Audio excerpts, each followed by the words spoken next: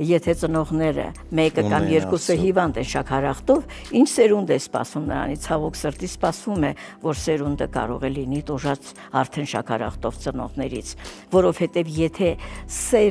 սերմի մեջ գտնվող սերմնաբջիջը սպերմատոզոիդը արդեն ունի ախտահարված, կտրատված DNT, որը պետք է տաներ գենը հորից երեխային, հիմա արդեն մենք չունենք այդ լիարժեք DNT-ն, այսինքն ինչը տուժեց տեստոստերոնը, տեստոստերոնի իջեցման հետևանքով սերմը եւ քանակապես եւ որակապես,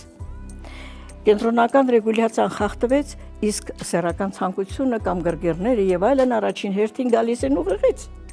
որոնք նույնպես տուժում են, սեռական ակտը, որոնք նույնպես տուժեցին, այսինքն եթե մոտենանք սեռական գեղձին, խեղճը լրիվ տուժած է, ոչ էներգիա ունի, ոչ ռեգուլյացիա ունի, ոչ էլ նորմալ արտադրություն ունի, հետո ինչ ենք սպասում այդ տղամարդուց, հետևաբար սպասում ենք այն, ինչ ստացվում է։